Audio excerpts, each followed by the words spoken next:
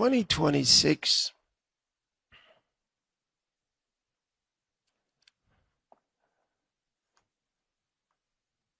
I said that when we're done by year's end, you start what I call the countdown. Do you recall? 2026 is the year that begins the countdown. It begins a countdown. And it is important that God's people realize where our world is going and what's going to be happening from 2026.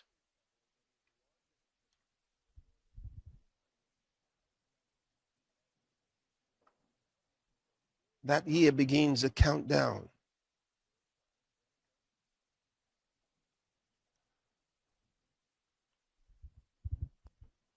And there are many things that you're going to be doing more than you ever did before. For example, you're going to be praying more than you ever prayed before. You're going to be praying more than you ever prayed before.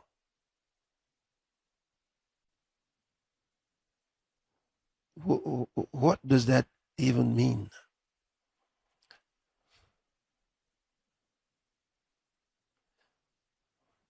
That you're going to be praying more than you ever prayed before.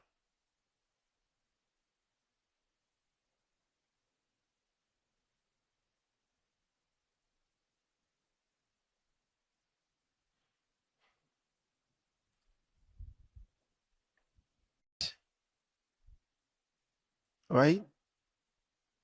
Can I tell you what the choice is in the spirit? We do have a choice.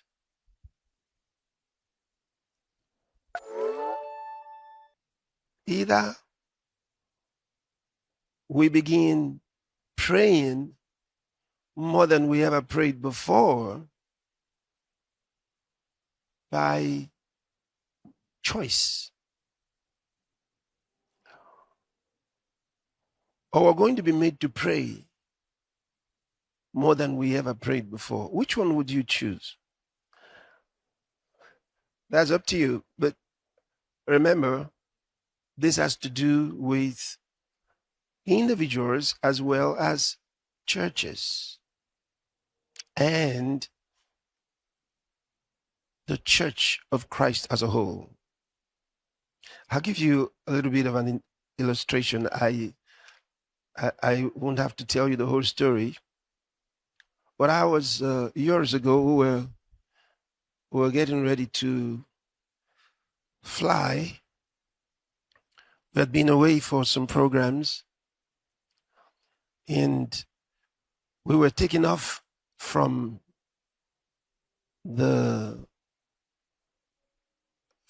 Johannesburg. So all the time as the hours due and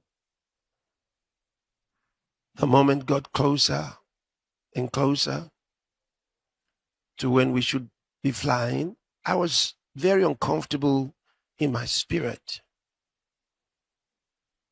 Unusually uncomfortable in my spirit. And I was saying, Lord, why am I so uncomfortable in my spirit about flying today? Do I cancel the flight? Do I reschedule? Do I why? What's happening? And every now and then I will sneak away to go pray. Pray. Just wasn't sure. So I thought, is something wrong with the weather? Now, weather in Johannesburg was beautiful, and there were no expectations of anything unusual. Weather was beautiful. So I thought, maybe there's a problem over in Lagos. And for the first time, I had to, get on my device and try to find out what the weather was in Lagos by the time we should be landing. I thought maybe there's a problem over there.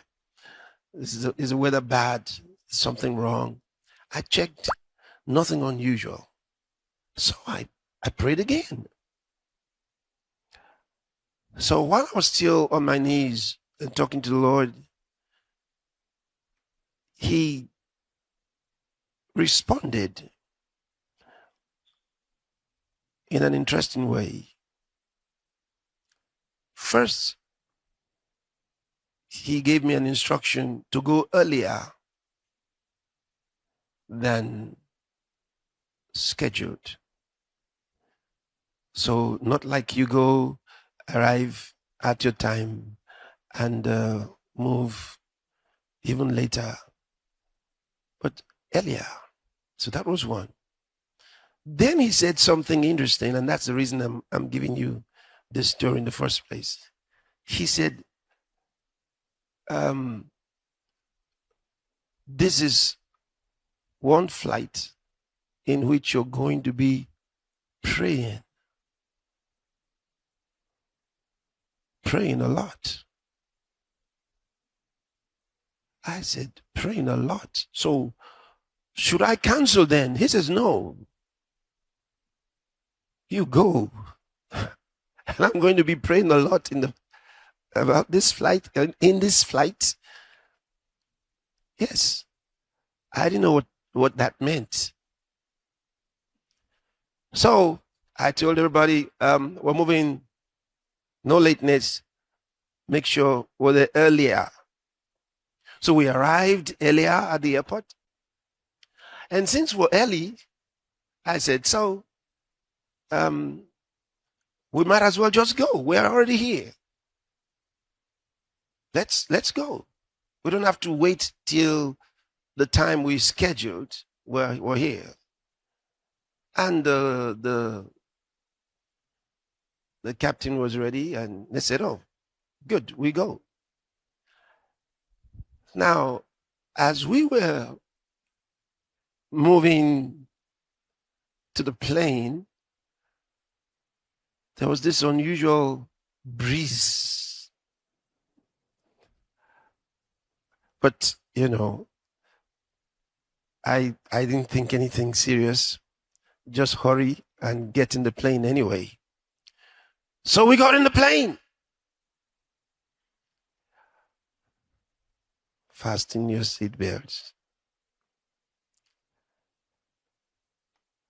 The moment the plane got off, I mean, once the wheels were off the ground, the wind collected it. And the next thing we knew was vroom to the side. We're supposed to be going like this, but the plane goes like this. And then carried up. And it was like paper in the air. Sideways, to the left, then to the right, then up, then down.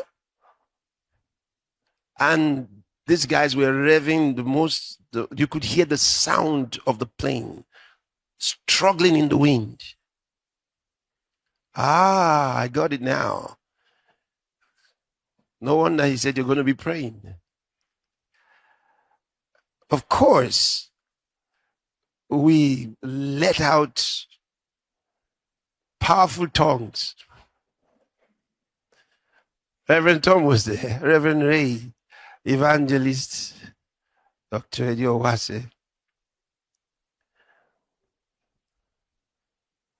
It was time to pray.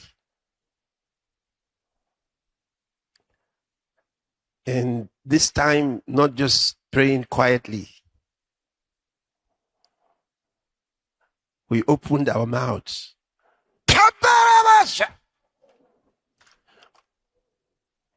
Talking to the wind, talking to the plane, talking to whatever was out there. You have to hear us now.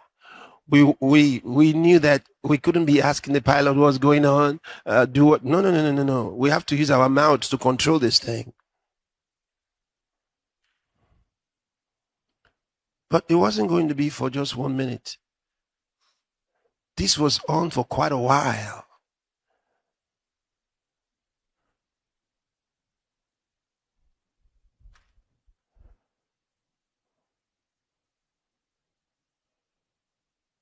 I'd never been in a flight like that. The pilots themselves had never been in a flight like that. And here was the interesting thing the man said later. He said, if we had left later than we did, he said, we would have not been able to leave the South African airspace. It was so bad. The weather was terrible. And then they said they hadn't had such a weather for 90 years. 90 years.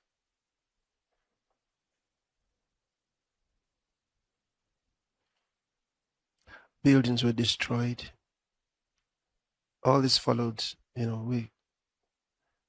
was a terrible thing. But we were in the air and we were really praying and praying and praying and praying and praying. Up, we prayed. It went down. We prayed to the side, this way and that. But we continued praying. But I remembered what the Lord said.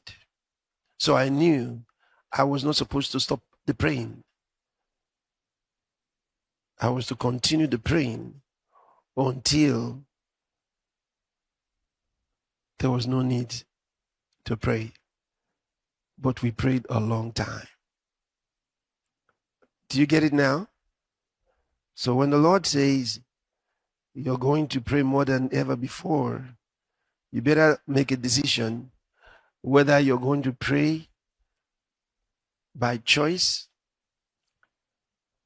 because you love the Lord and you want to do what He told you to do, or else you're going to be praying and really praying because of circumstances. Which one do you choose? The first one, we have a choice. We have a choice. So for that one, don't wait. Don't wait. You just begin. Begin. Start having your prayer plan now. Okay? So in 2026, you're going to pray more than before. Start having your prayer plan. Don't be pushed by circumstances into prayer. Make the decision. Because the Lord told us already, men ought always to pray and not to faint. Agreed? Okay.